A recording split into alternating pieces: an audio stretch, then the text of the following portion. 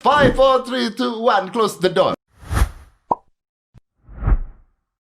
Assalamualaikum warahmatullahi wabarakatuh. Welcome with my channel Sport Science, Mr. Deddy Corbuzier, bukan Deddy Corbuzier. Mohon maaf nggak kelihatan pakai kacamata ya, tak lepas dulu ya. Baik, dalam video kali ini saya sebagai guru SMA IT Bina Amal akan mengajarkan kalian bagaimana melaksanakan pola hidup sehat cara Nabi, cara Rasulullah SAW. Tentunya tidak luput dengan apa yang menjadi kompetensi saya di bidang olahraga ya. Nantinya ya kita satu persatu akan mengupas tuntas bagaimana cara hidup sehat pola Rasulullah SAW. Oke, baik, sebelumnya mohon maaf kelas 10 yang belum pernah tatap muka dengan saya. Perkenalan sedikit dulu ya, bisa dilihat di slide ya. Nama saya Muhammad Deddy Saputro, bisa dipanggil Pak Deddy, bisa Kak Deddy, Mas Deddy juga boleh ya, karena kita sama-sama muda. Saya sekarang usia 29 tahun, sudah punya istri dan sudah punya anak satu ya. Dan saya tinggalnya di Semarang, di Tegalsari Barat 3. Nanti kalau pengen lebih jelasnya, lebih detailnya, bisa hubungi WA saya di bawah ini ya. Oke, cukup. Terima kasih, untuk taarufnya cukup segitu ya. Sebelumnya kita refreshing dulu untuk nonton bola dulu ya. Baik.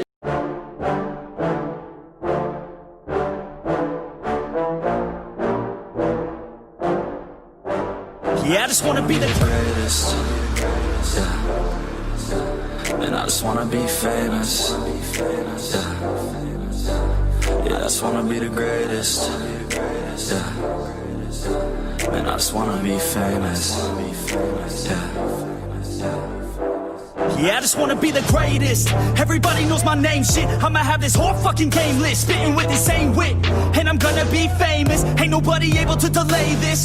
Coming up, I had a vision to make it. Never wanted to be nothing, always wanted to play shit. Sit in class, always wondering why I love this lame shit. How the hell am I different if we all know the same shit? I ain't never let them doubt me, it's about me. Keep my head down, let my mouth speak, this around me. They all about the clout, see, where the crowd be. Every time I speak loudly, they more about me. Man, you know I gotta be a spectacle. They skeptical, but man, I got that chemical, exceptional. I do it all intentional, professional, so I can make that decimal incredible. I'm not thinking, man, they're saying that I've gone insane. I'm not ever gonna make it cause the game has changed. I'm not good enough, man, no, that's not okay. Tell me that shit again and I'll stop your brain. I just wanna be the greatest. Yeah. Man, I just wanna be greatest. Yeah. Man, I just wanna be famous. Yeah. Yeah, I just wanna be the greatest. Yeah. Man, I just wanna be famous. Yeah.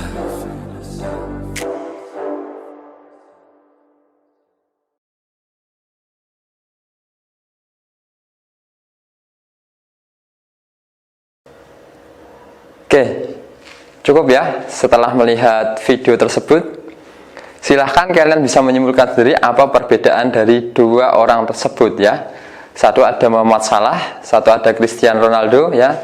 Mereka sama-sama memiliki kemampuan yang luar biasa dalam bidang sepak bola ya.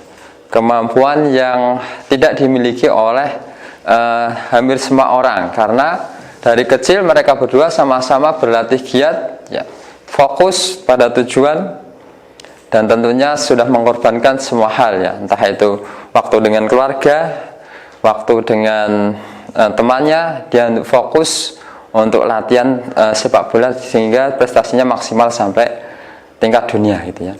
Tapi ada yang paling membedakan ya di antaranya kedua itu. Yang satu agamanya sama dengan kita, dan yang satu agamanya beda ya. Dan berita terakhir kemarin ya, Cristiano Ronaldo positif COVID ya, walaupun kondisinya sehat walafiat ya. Ya, kita mulai dulu dari konsep sehat ya, konsep kesehatan, nikmat ilahiyah yang tak ternilai ya harganya, nikmat sehat yang tak ternilai harganya, dan tidak yang mampu ya, dan tidak yang mampu melihatnya kecuali orang yang sakit ya. kesehatan itu mahkota di atas kepala orang yang sehat. Mahkota di atas kepala yang sehat. Tidak ada yang mampu melihatnya kecuali orang yang sakit ya. Bayangkan saja saudara-saudara kita yang di rumah sakit, yang di Karyadi, yang di Rumani, dan yang lain seluruh di Indonesia, banyak sekali penuh ya antrian rumah sakit, mengeluarkan banyak biaya, mengeluarkan bermacam-macam ya untuk bisa apa itu menikmati sehat ya. Kalau kita sudah sakit, biasanya kita bisa menyimpulkan nikmat sehat itu sangat mahal sekali gitu ya. Itu sebabnya ya, dengan gaya hidup yang destruktif ya, seorang itu sebenarnya telah menginvestigasi menzolimi dirinya penyakit sejak usia muda ya. Maksudnya pola hidup yang destruktif, yang merusak, entah itu dia sukanya tidur malam, begadang, ataukah dia tidak makan makanan yang halal ya, ataukah dia tidak pernah olahraga. Nah, itu adalah pola-pola hidup yang destruktif, yang merusak anggota tubuh kita, dan akhirnya kita terpapar di rumah sakit mengeluarkan banyak biaya ya. Insya Allah kita menghindari itu semua. Kemudian sebagian besar ya suku cadang tubuh kita dirancang layak pakai selama 80 tahun asalkan syarat dan pemeliharaannya dan penjagaannya ditaati ya. Maksudnya itu 80 tahun usia orang itu bisa dicapai asalkan tadi ya syarat pemeliharaan dan pencegahan ditaati ya. Ini susah sekali ya, karena banyak sekali aturan-aturan yang harus ditaati ketika kita menginginkan umur panjang, sehat, dan panjang amalnya gitu. Kemudian konsep sehat menurut WHO ya, kalau WHO itu dia sejahtera fisik, mental, sosial tanpa ada keluhan sama sekali ya. Fisik, mental, sosial tanpa ada keluhan sama sekali. Itu menurut WHO tahun 1948. Jadi walaupun WHO banyak sekali perdebatan di antara kalangan dokter gitu ya, tapi untuk yang teori ini ya, pernyataan ini kita sepakati bersama, ini tidak bertentangan dengan Islam, bahwasanya sehat itu sejahtera fisik, mental, sosial, dan tanpa ada keluhan sama sekali. Fisik, mental, sosial tanpa ada keluhan sekali. Hampir mirip dengan Undang-Undang Republik Indonesia nomor 2392 ya, keadaan sejahtera dari badan, jiwa, dan sosial yang memungkinkan setiap orang hidup produktif secara ekonomis ya, secara sosial ekonomis ya, produktif, sejahtera badan, jiwa, sosial, secara sosial ekonomis ya. Itu berarti hampir mirip dengan pernyataan WHO tadi, bahwasanya konsep sehat itu menyeluruh gitu ya. Nah, sedangkan ini menurut agama kita ya, agama kita Dinul Islam juga mengatur sedemikian rupa konsep kesehatan ini. Tentunya sudah dicontohkan oleh Nabi Muhammad SAW ya, dari mulai bangun sampai tidur lagi, dan ini memiliki porsi yang cukup ya, porsi yang perlu dikaji secara mendetail ya. Kadang kita membahas Nabi sangat jarang sekali terkait masalah pola hidup sehat ya. Tujuan kehadiran Islam adalah untuk memelihara agama, emosi, jiwa, akal, fisik jasmani, harta, dan keturunan manusia ya. Berarti berislam berdamai dengan kondisi natural, back to Islam. Fisik biologis manusia merupakan representasi keislaman yang ideal ya. Filosofinya adalah Islam mengatur kita untuk hidup seimbang ya, tawazun antara dunia dan akhirat gitu. Kita bisa melihat slide ya, konsep tawazun, kekuatan of tawazun itu secara garis besar ada 4 gitu ya. Itu yang pertama ada fisik ya, olahraga juga tidak boleh ditinggalkan. Yang kedua ada mental ya, mental itu bermasalah dengan hati. Kemudian ada emosional ya, emosional itu bermasalah terkait masalah kesabaran dan lain sebagainya ya. Dan yang paling besar ini, lingkaran paling besar adalah spiritual ya. Spiritual ya, ini sudah dibuktikan oleh para ahli gitu ya, bahwasanya fisik ini untuk menjaga pola hidup sehat hanya memiliki porsi 10% ya, dibandingkan tadi mental, emosional, dan spiritual. Walaupun ya fisik ini tidak boleh ditinggalkan oleh semua orang ya, karena kita tahu sendiri ketika kita tidak rajin berolahraga juga akan tertimbun lemak banyak ya, jantung juga tidak terlatih dengan baik, dan juga kesemangatan hidup kurang. Jadi hadis Nabi Muhammad SAW, mukmin yang kuat lebih dicintai Allah daripada mukmin yang lemah, itu benar itu ya, itu sahih gitu ya. Ya, fisik ini tidak hanya olahraga ya, tapi fisik ini bisa dengan makan, tidur ya, untuk menjaga imunitas kita agar menjadi baik. Itu fisik menempati 10% dalam fitrah manusia terhadap kesehatan.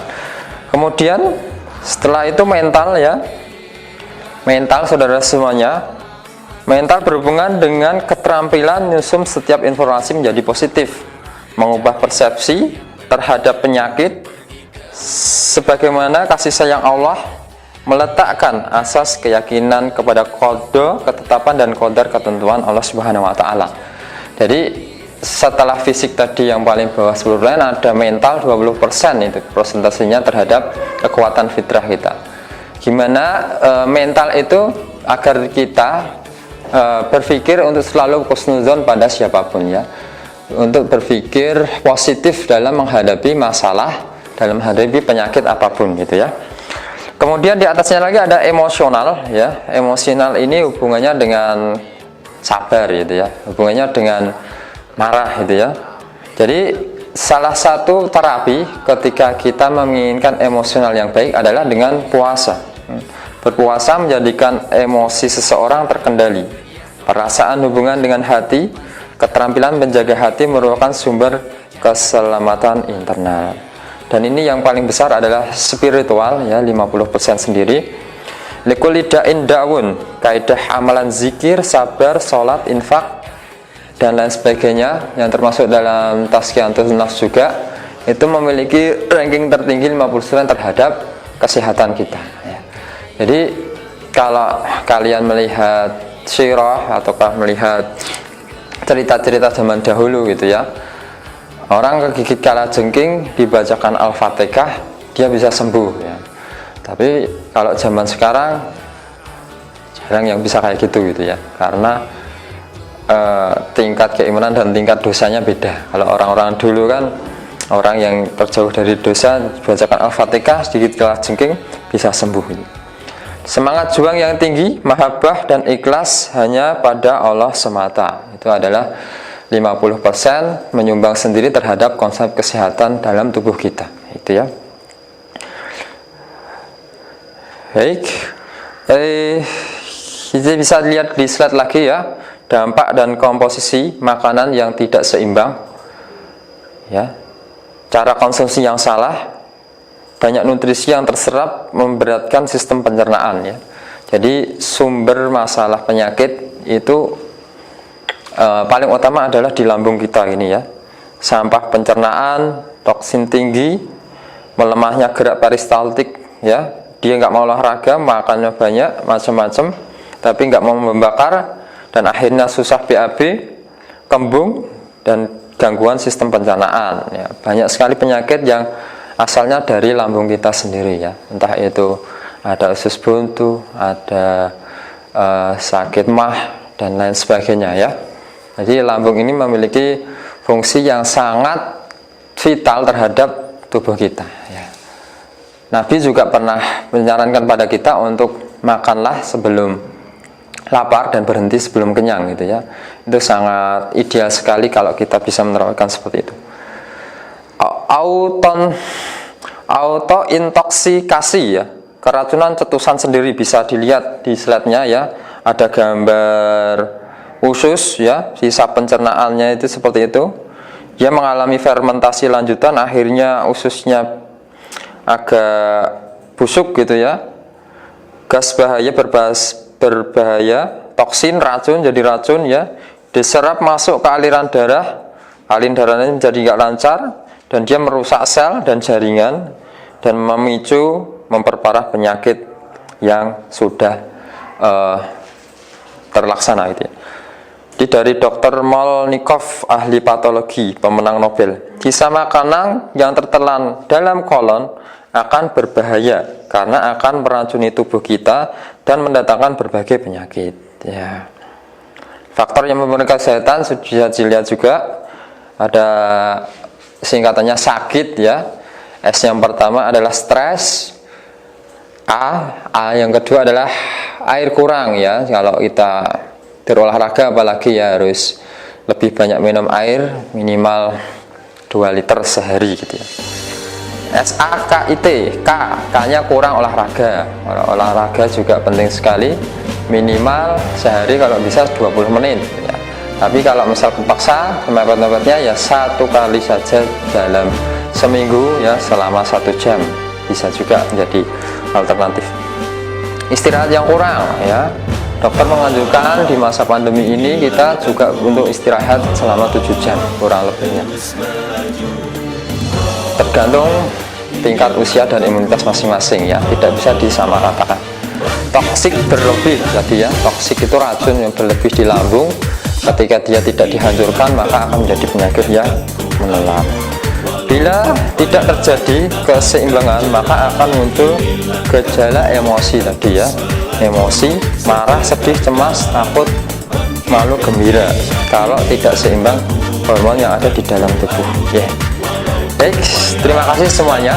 Ini tips yang terakhir untuk kalian semua agar bisa menjalankan pola hidup sehat di masa pandemi ya. Ada 3 ya, iman, imun, dan aman. Sudah populer ya. Kalau iman itu harus dikuatkan ya, salah satunya dengan odot, zikir, sholat, syahud, itu memperkuat iman. Kita berdoa pada Allah agar pandemi segera dihilangkan, agar kita semua sekeluarga dan teman-teman kita tidak ada yang terjangkit virus corona gitu ya. Dan juga kita harus meningkatkan ibadah-ibadah kita. Kemudian iman, imun ya, imun itu daya tahan tubuh ya. Bisa kita tadi sudah saya sebutkan di awal, olahraga, makan yang sehat, istirahat yang cukup, sudah saja rumusnya ya. Olahraga tadi saya sebutkan 20 menit per hari ataukah seminggu sekali, aktivitas fisik ya. Kadang orang yang sudah terkena papar virus, kalau tubuhnya fisiknya bagus ya, dia tidak sakit gitu ya, misalkan jadi OTG gitu ya. Tapi lama-kelamaan nanti virusnya sendiri akan mati kalau kalian sering berolahraga. Makan yang bergizi tadi ya, makan yang bergizi sekarang bisa banyak sekali alternatif ya, entah itu sayur, buah, dan juga ini ya, yang paling penting untuk menangkal virus ini adalah vitamin C ya, kalium, terus apa? Vitamin C, kalium, dan besi ya. Kalium ini ada yang paling banyak ada di madu dan habatus sauda. Madu dan habatus sauda ini juga ada jurnal internasional yang mengatakan bahwasanya habatus sauda itu bisa mencegah terjangkitnya virus corona di dalam tubuh. Deep sleep yang terakhir tadi ya, imunitas tinggi. Yang terakhir adalah tidur yang optimal, istirahat yang optimal. Kalau kita kurang tidur biasanya juga akan mudah terserang penyakit. Yang terakhir imun tadi ya, imun, terakhir aman ya. Aman sudah kita tahu semuanya, protokol kesehatan dari pemerintah kita mau nggak mau kita taati ya. 3M, mencuci tangan, pakai masker, dan jaga jarak. Itu salah satu agar kita bisa menghindari dan menjaga pola hidup sehat selama masa pandemi. Baik, terima kasih. cukup sekian ya. Mohon maaf apabila ada salah kata dan kurang berkenan di hati. Benar datangnya dari Allah, salah datangnya dari salah. Akhirul kalam, bila itu kuliah. Wassalamualaikum warahmatullahi wabarakatuh. Salam olahraga. Dah. 5, 4, 3, 2, 1, close the door.